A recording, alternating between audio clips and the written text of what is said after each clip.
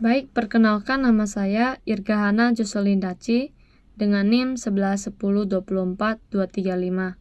Saya dari Prodi Manajemen Bisnis akan membahas tentang kerugian besar yang dialami oleh KFC di Indonesia. Pada kuartal ketiga tahun 2024, kerugian ini mencapai hampir 555,08 miliar yang memaksa perusahaan untuk menutup 47 gerai dan melakukan PHK terhadap 2.274 karyawan. Penyebab utama kerugian ini adalah pemulihan usaha yang lambat pasca pandemi COVID-19 dan dampak negatif dari krisis Timur Tengah yang memicu boikot terhadap KFC. Kedua, faktor ini telah mempengaruhi kinerja perusahaan secara signifikan. Sebagai langkah efisiensi, KFC terpaksa menutup sejumlah gerai dan mengurangi sejumlah karyawan. Dan pada akhir September 2024, jumlah gerai KFC di Indonesia berkurang menjadi 715, sementara jumlah karyawannya menjadi 13.715. Dan kerugian besar ini merupakan tantangan serius bagi KFC di Indonesia. Perusahaan perlu mengambil langkah-langkah strategis untuk mengatasi masalah ini dan memperbaiki kinerja keuangannya. Dampak langsung yang dapat dirasakan ada 4. Yang pertama yaitu penurunan kepercayaan konsumen. Berita negatif ini dapat mengurangi kepercayaan konsumen terhadap merek KFC. Konsumen mungkin ragu untuk membeli produk KFC karena khawatir akan kualitas dan keberlangsungan bisnisnya. Yang kedua, penurunan harga saham. Jika KFC Indonesia tercatat di bursa saham, berita ini kemungkinan akan menyebabkan penurunan harga saham perusahaan. Investor akan cenderung menghindari saham perusahaan yang sedang mengalami kesulitan keuangan. Yang ketiga, penutupan lebih banyak gerai. Jika kondisi keuangan KFC tidak segera membaik, perusahaan mungkin terpaksa menutup lebih banyak gerai lagi. Dan hal ini akan berdampak pada hilangnya lapangan kerja dan mengurangi pilihan makanan cepat saji bagi konsumen. Dan yang terakhir yaitu perubahan strategi bisnis. KFC di Indonesia mungkin akan melakukan perubahan strategi bisnis untuk memperbaiki kinerja keuangannya. Perubahan ini bisa berupa pengurangan biaya operasional, pengembangan produk baru, atau ekspansi ke segmen pasar yang berbeda. Berikut dampak tidak langsungnya ada 3, yaitu peningkatan persaingan. Persaingan di industri makanan cepat saji akan semakin ketat. Perusahaan pesaing KFC akan berusaha menarik konsumen yang kecewa dengan menawarkan produk dan promosi yang lebih menarik. Dan perubahan perilaku konsumen, yaitu konsumen mungkin akan lebih selektif dalam memilih tempat makan dan lebih memperhatikan kualitas produk serta harga. Kemudian dampak pada pemasok. Pemasok bahan baku KFC juga akan terdampak. Penurunan produksi KFC akan mengurangi permintaan akan bahan baku sehingga dapat mempengaruhi bisnis pemasok. Kemudian ada pun dampak sosialnya, yaitu peningkatan pengangguran. Karena penutupan gerai dan PHK akan menyebabkan peningkatan angka pengangguran di daerah-daerah yang terkena dampak tersebut. Setelah itu ada pun dampak jangka panjang, yaitu perubahan lanskap industri makanan cepat saji. Krisis yang dialami KFC dapat memicu perubahan lanskap industri makanan cepat saji secara keseluruhan. Perusahaan-perusahaan akan semakin fokus pada inovasi produk, pelayanan pelanggan, dan keberlanjutan bisnis. Yang kedua yaitu peningkatan kesadaran konsumen. Konsumen akan semakin sadar akan pentingnya memilih produk yang berkualitas dan mendukung bisnis yang bertanggung jawab. Nah, sekarang kita harus tahu pentingnya untuk dicatat bahwa dampak sebenarnya dari berita ini akan tergantung pada beberapa faktor lain, yaitu seperti seberapa cepat KFC di Indonesia dapat mengatasi masalah keuangannya. Kemudian yang kedua adalah reaksi konsumen terhadap berita ini ataupun respon. Kemudian ketiga, tindakan yang diambil oleh pemerintah dan regulator. Dan yang terakhir adalah kondisi ekonomi secara umum di Indonesia. Jadi, kesimpulannya adalah berita mengenai kerugian besar yang dialami KFC di Indonesia merupakan sebuah peringatan bagi perusahaan dan industri makanan cepat saji secara keseluruhan. Perusahaan perlu melakukan adaptasi dan inovasi untuk tetap bertahan di tengah persaingan yang ketat dan perubahan perilaku konsumen.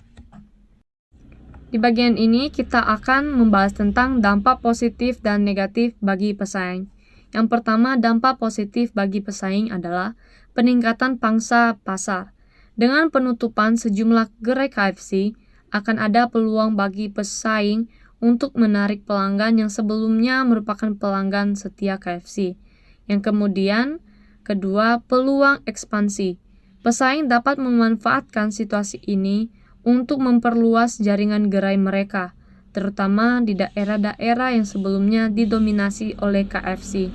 Dan yang terakhir yaitu persepsi positif konsumen.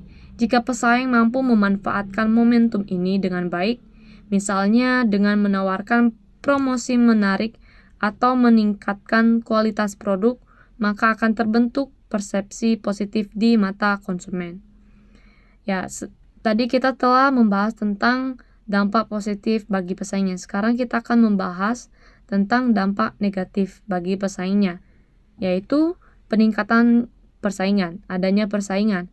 Meskipun ada peluang untuk tumbuh, persaingan di industri makanan cepat saji akan semakin sangat ketat.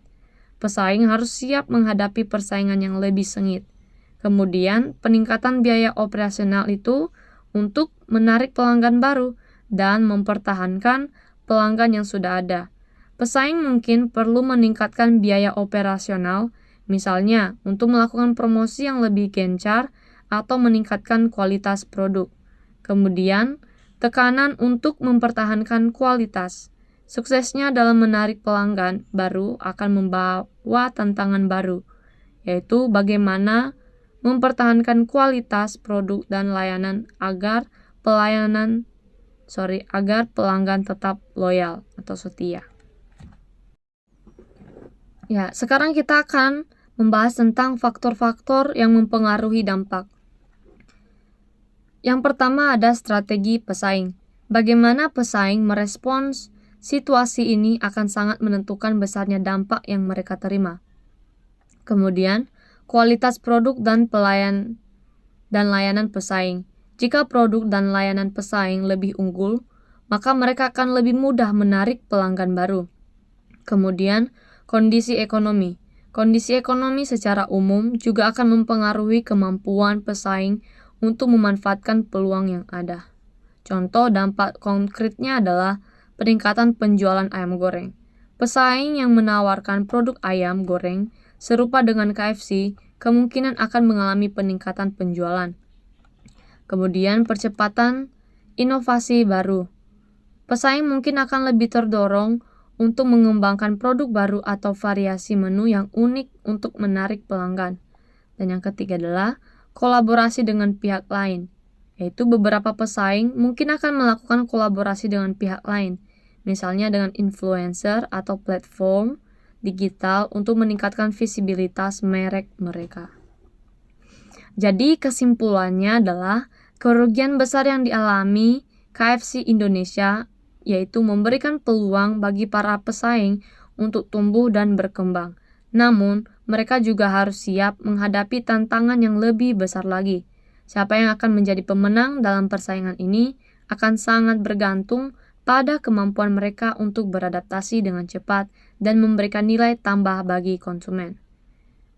Dan adapun dampak kerugian besar yang dialami oleh KFC Indonesia terhadap karyawan cukup signifikan dan kompleks. Berikut beberapa dampak yang mungkin terjadi.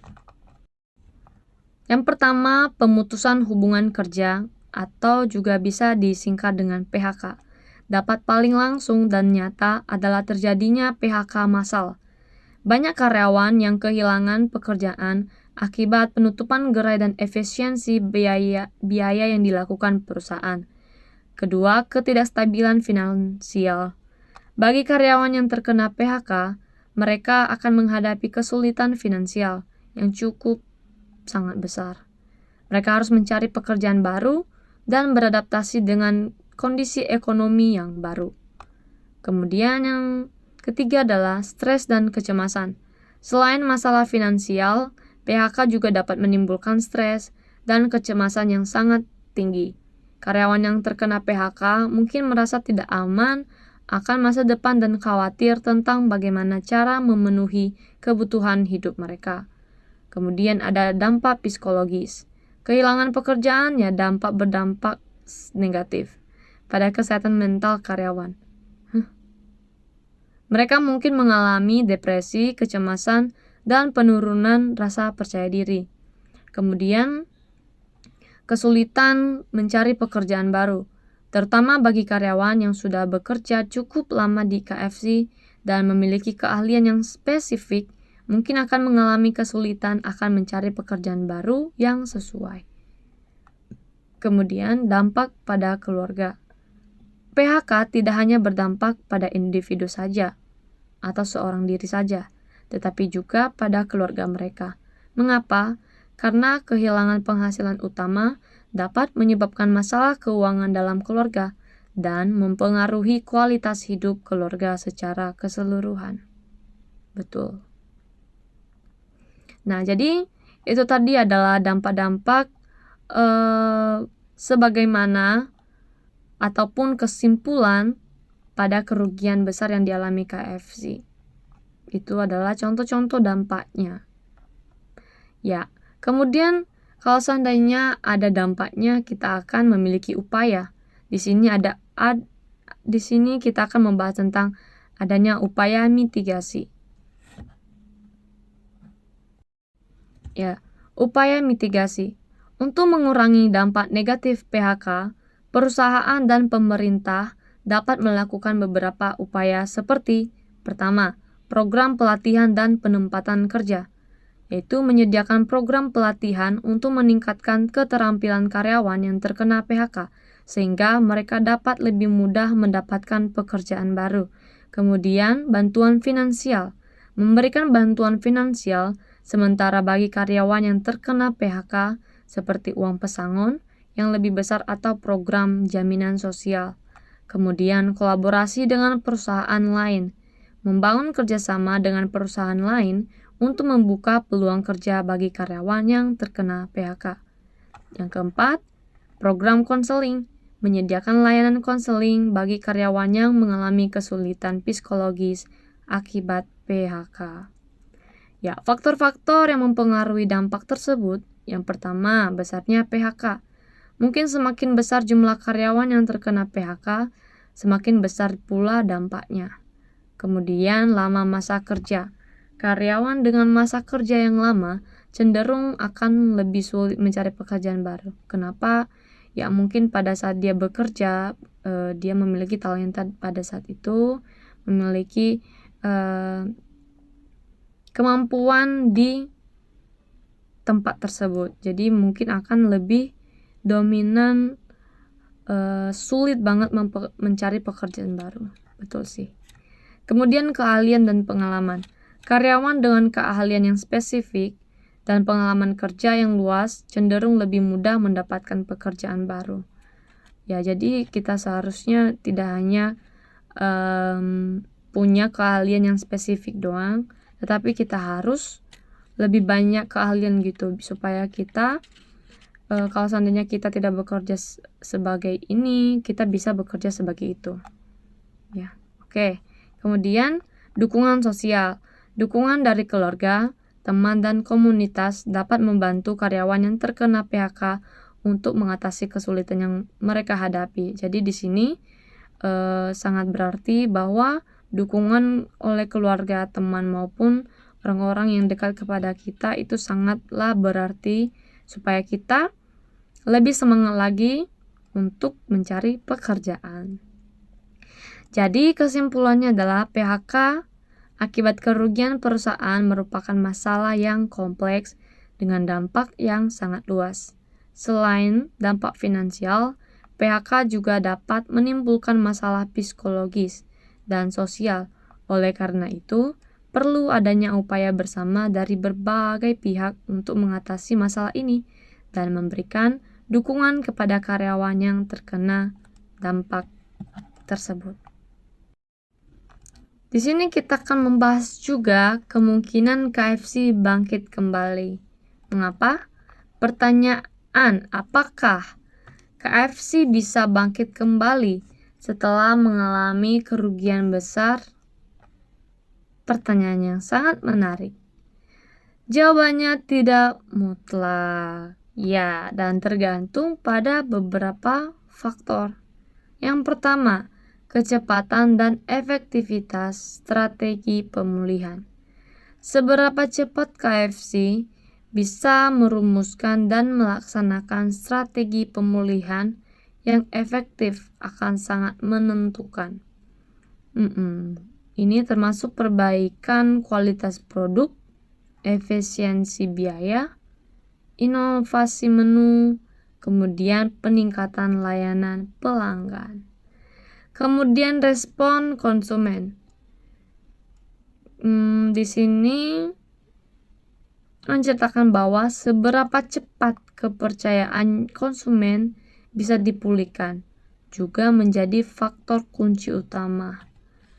Dan kampanye pemesanan yang efektif pada program loyalitas pelanggan bisa menjadi langkah awal untuk menarik kembali konsumen. Kemudian adanya persaingan. Di sini intensitas persaingan di industri makanan cepat saji juga akan mempengaruhi peluang KFC untuk bangkit kembali. Jika pesaing tersebut terus agresif dalam menawarkan produk dan promosi yang menarik, maka akan semakin sulit bagi KFC untuk merebut kembali pangsa pasar. Ada benarnya. Kemudian kondisi ekonomi. Di sini secara umum juga akan mempengaruhi kinerja KFC.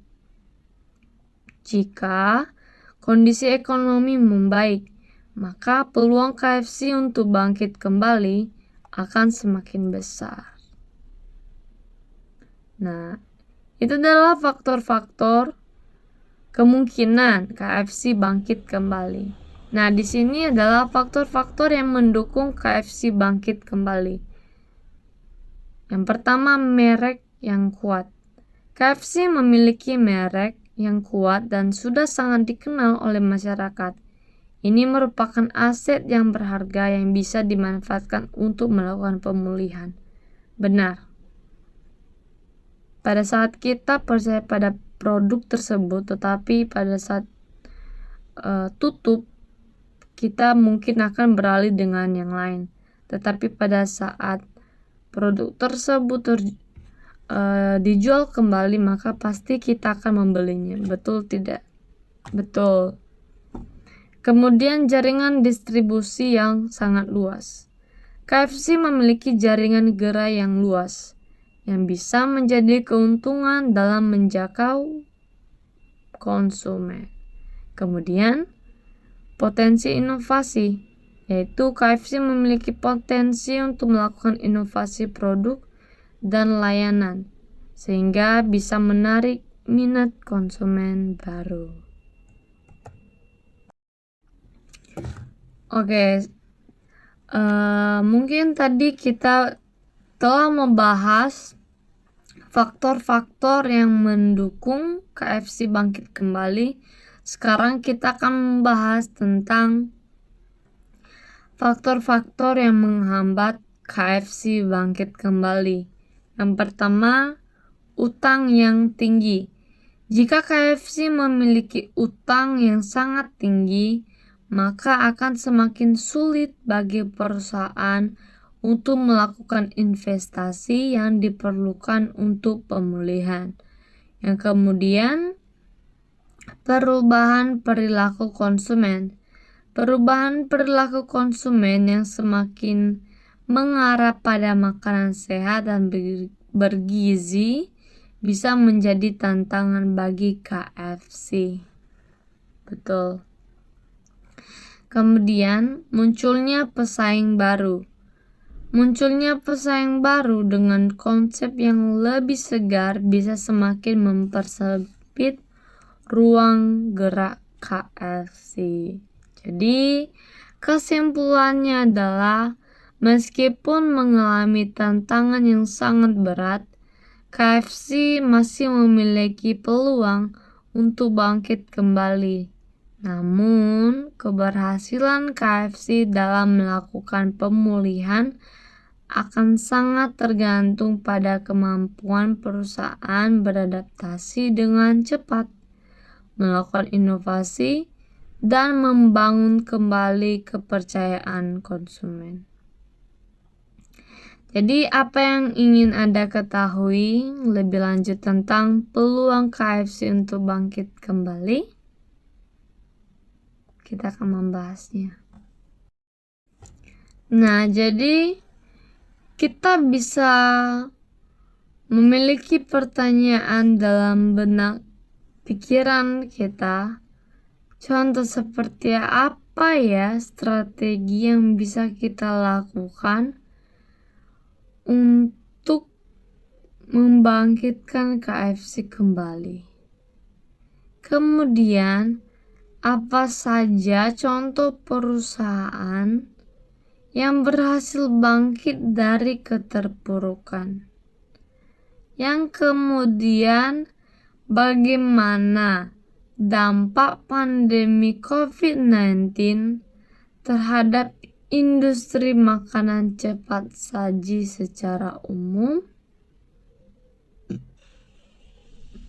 Tentu, mari kita bahas beberapa strategi ini yang bisa dilakukan KFC untuk bangkit kembali setelah mengalami kerugian yang sangat besar. Yang pertama, inovasi produk dan menu. Pertama, menu yang lebih sehat, menawarkan pilihan menu yang lebih sehat dan bergizi untuk menarik konsumen yang semakin peduli dengan kesehatan. Misalnya, menambahkan lebih banyak pilihan sayuran, protein tanpa lemak, dan minuman yang lebih sehat. Kedua, menu yang disesuaikan dengan tren. Atau lebih viral nggak sih? Nah, selalu mengikuti tren kuliner yang sedang populer. Misalnya, menciptakan menu kolaborasi dengan influencer kuliner atau menghadirkan menu yang terinspirasi dari berbagai masakan regional. Kemudian, variasi rasa baru, memperkaya varian rasa dari produk unggulan seperti ayam goreng untuk memberikan pengalaman baru bagi pelanggan. Kedua, peningkatan kualitas pelayanan. Di sini pelayanan harus lebih cepat dan gesit. Mempercepat proses pelayanan baik di gerai maupun melalui layanan pesan antar. Kedua, keramahan karyawan. Melatih karyawan agar lebih ramah dan memberikan pelayanan yang memuaskan kepada pelanggan. Ketiga, pembersihan gerai. Menjaga kebersihan dan kerapian gerai akan pelanggan merasa nyaman. Semua orang. Oke, kemudian strategi pemasaran yang sangat efektif. Pertama, digital marketing. Memanfaatkan platform digital seperti medsos, website, dan aplikasi mobile untuk promosi. Di sini orang-orang yang jenius lah yang suka mengedit, bisa menggunakan media sosial seperti ini. Oke, kemudian program loyalitas. Memberikan program loyalitas yang menarik untuk mempertahankan pelanggan setia dan menarik pelanggan baru. Ketiga, kolaborasi dengan brand lain. Melakukan kolaborasi dengan brand lain untuk menciptakan produk atau promosi yang menarik perhatian konsumen. Keempat, promosi yang sangat relevan. Menawarkan promosi yang relevan dengan kebutuhan dan minat konsumen, misalnya promo khusus untuk keluarga, pelajar, atau pekerjaan kantor. Kemudian, penyesuaian harga. Penyesuaian harga menyesuaikan harga produk dengan daya beli konsumen. Kemudian, promosi harga menawarkan promosi harga khusus untuk menarik minat konsumen. Biasanya itu orang-orang yang suka promo. Tanpa terkecuali saya juga. Kemudian adanya pengembangan jaringan. Ekspansi ke daerah baru, membuka gerai di daerah-daerah yang belum terjamah untuk memperluas jangkauan pasar. Kemudian pengembangan format gerai, menawarkan berbagai format gerai untuk memenuhi kebutuhan konsumen yang berbeda. Misalnya gerai drive-thru, gerai yang lebih kecil dan simpel, atau gerai yang mengusung konsep yang lebih modern. Kemudian, fokus pada keberlanjutan. Bahan baku yang berkeberlanjutan menggunakan bahan baku yang bersumber dari pertanian berkelanjutan. Kemudian, kemasan ramah lingkungan. Menggunakan kemasan yang ramah lingkungan mengurangi dampak terhadap lingkungan. Kemudian, program tanggung jawab sosial. Melakukan tanggung jawab sosial untuk meningkatkan citra merek. Kemudian memperkuat branding, memperkuat identitas merek, memperkuat KFC sebagai restoran cepat saji yang ikonik dan menyenangkan. Kemudian membangun komunitas, yaitu membangun komunitas penggemar KFC untuk meningkatkan engagement dan loyalitas pelanggan. Ya, selain strategi di atas, KFC juga perlu pertama melakukan evaluasi menyeluruh, yaitu melakukan evaluasi kinerja terhadap perusahaan dan untuk mengidentifikasi akar masalah dan peluang perbaikan. Kemudian, membangun kembali kepercayaan konsumen, melakukan kampanye komunikasi yang efektif untuk membangun kembali kepercayaan konsumen setelah mengalami kerugian. Dan kemudian beradaptasi dengan perubahan tren, selalu mengikuti perkembangan tren konsumen dan industri makanan cepat saji. Ya, jadi dengan menerapkan strategi-strategi di atas, KFC memiliki peluang besar untuk bangkit kembali dan menjadi lebih kuat sebelumnya. Jadi, itu adalah tentang kerugian besar yang dialami oleh KFC di Indonesia pada tahun 2024 ini. Sangat menyayatkan hati bahwa KFC sangat banyak yang melakukan PHK dan melakukan penutupan, dan ya semua itu dilakukan karena adanya alasan, sebab dan akibat. Jadi kita semua jangan sampai kita membuat lebih rumit dan memperluas masalah tersebut, tetapi namun kita lebih lagi untuk berpikir bagaimana cara kita memberikan inovasi baru, memberikan perspektif yang lebih luas lagi supaya kita dapat memecahkan masalah tersebut, bisa menghadapi ekonomi yang mungkin membuat kita langsung down. Tetapi pada saat ini kita diajarkan bahwa kerugian besar yang terjadi di Indonesia ini akan membuat kita belajar bagaimana kita menghadapi ekonomi yang secara tiba-tiba down. Dan secara tidak sengaja itu akan membuat kita lebih lagi memiliki tantangan hidup agar supaya kita lebih lagi semangat dan termotivasi bagaimana kita melakukan keahlian-keahlian yang mungkin di luar nalar kita, yang mungkin di luar kemampuan kita. Tetapi di sini kita harus belajar bagaimana dan lebih giat lagi untuk semangat dan melakukan pekerjaan dengan tujuan bagaimana kita bisa menggapainya. Jadi sekian dari video ini tentang kerugian besar yang dialami KFC di Indonesia, dan semoga KFC di Indonesia pulih kembali dan membuat banyak lebih banyak lagi lowongan kerja untuk yang telah mendapatkan PHK tersebut. Sekian dan terima kasih. Goodbye.